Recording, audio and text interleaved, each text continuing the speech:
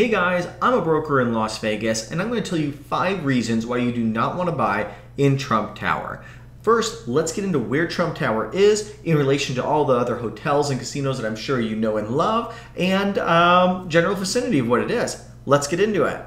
So right here on this screen, this is Trump Tower, right? Big gold building right there on Las Vegas Boulevard, or actually Las Vegas Boulevard is right here, and it's just set back a little bit, right next to the strip clubs. So also right here, this big area is a giant mall called the Fashion Show Mall. If you've ever been there, you know there's a lot of great shopping, of course, right there. You have Resorts World, this red casino here, the new Fountain Blue that's going to be opening up in December of 2023, and then we have Encore, the Wynn, and oh, love this, the new Sphere right there. This is going to be an amazing project. Everybody looks at it from every part of Las Vegas. It's giant. And then we have Treasure Island, of course, the Venetian, Palazzo, all of this stuff. Mirage right here, and then Caesars, Bellagio, Fountains, and so on down to City Center. So that's kind of where it is to give you an idea of where Trump Tower is in Las Vegas. But now let's get into the first reason why you do not want to buy in Trump Tower. All right, so the first reason of why you do not want to buy in Trump Tower is the name. The name Trump just is the most polarizing thing you possibly have on your tower. So we'll take a look at this, right? So you have, not only do you have an iconic gold building that is Trump, that's his thing. You have a giant Trump name on the front. You have a giant Trump name right down here. International, Trump International. Like, people drive by, they just have a visceral reaction, it seems like, to this tower. And so that is one of the #1 reasons you don't want to buy there, is because of the polarizing effect that the name has. Is the hotel nice? I think so. I think it's a great hotel. It's a nice luxury project. But having people come from out of town, they either love it or hate it. And so that affects things. It sometimes affects your value and your resaleability of the property. For a period of time, Trump, you could not give them away, man. They were so cheap, and then we couldn't sell them. We had 4 years supply of inventory because they were not moving. That has all been corrected now, and people are buying them, but that is a very good reason why you do not want to live in this tower. The #1 for sure. Now, the number 2 reason you do not want to own or purchase in Trump Tower is going to be the fees. If you want to Airbnb, yes, you can Airbnb in this tower, but can you do it yourself and not have the management company do it? Yes, you can. But the fees to do this are build up, and they're pretty much astronomical, so they can have a kind of a monopoly on who can rent the units. They want you to use their rental program at the front desk and not do it yourself. So here's the fees that they do. So this is very interesting, and it may work for your numbers, it may not. For the most part, I'd say it's pretty tough to make those numbers work to do it on your own, but you be the judge of that, and let me give you the numbers of what it actually is.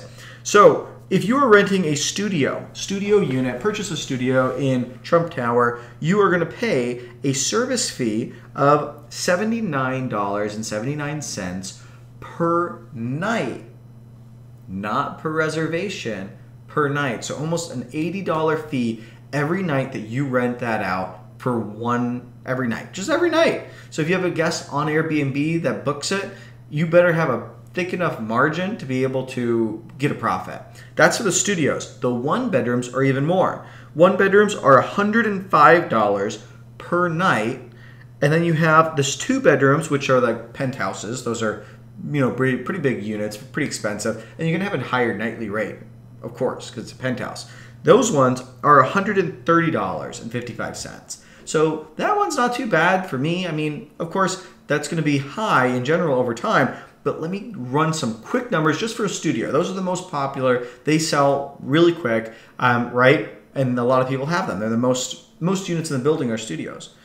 So to run some numbers real quick, if you do an 80% occupancy at this tower and you're paying almost $80 a night, that's going to be almost $2,000 in fees. It says I have my numbers right here, $19.20 a month in fees for an 80% occupancy. So that means that your profit has to be at least $2,000 a month to try to break even on the fees, and then you have to add your HOA dues on top of that. The HOA dues for a studio unit in Trump Tower is actually not that bad. It's only $488 a month and 8 cents. So you have to add $1,900 plus your $480. You're at $2,500 basically, $2,500 a month to break even and cover your costs, not even including your taxes, your property taxes, which is usually about 1% of the sale price of the property, right? So a lot of overhead. But if you are, let's look at some numbers real quick so you can kind of see what I'm talking about. Here, so I pulled up the average night stay over at Trump right now. So at the time of this video, you're looking at $250 on the weekdays, $370 on the weekends, $300, $370, $178, $200, $180. You can kind of see where this goes here. $172 looks like the low. Some of these weekdays are $360, $400, $270, $200. One of these is $700. It must have been a busy night.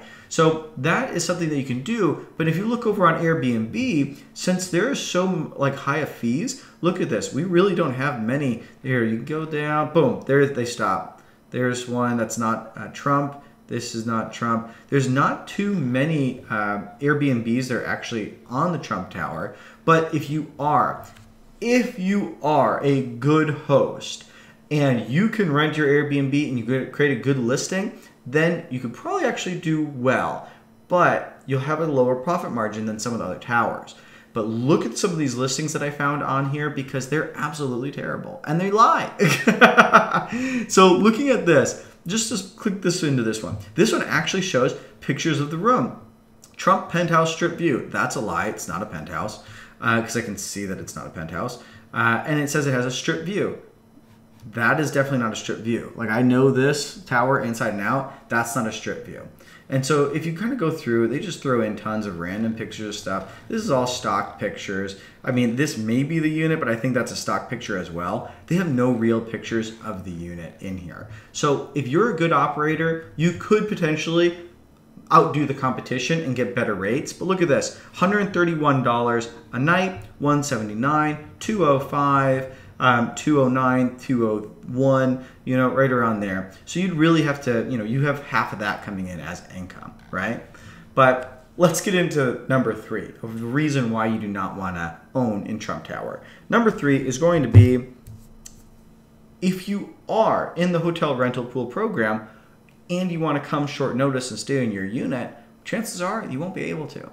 Yes, so even if you own a unit in the tower, you have it in the rental pool program, if you just want, the whole idea was to buy a unit in Las Vegas and come down randomly for fun, not a good shot. These rent out a lot. So they rent out pretty much all the time. And as a realtor, it's hard for me to be able to get clients in to actually take a look at these units. So if you think that you're going to come down on a weekend, a random weekend, and get into your unit, chances are very slim, and you'll have to pay to get into somebody else's unit when you come into town, which kind of defeats your purpose of maybe wanting this unit for fun, right? So that's kind of like a bummer reason, but of course it goes with anything, right? If you're doing Airbnb with it, you may have it booked and you may want to use your unit, but you can't use it. It's booked.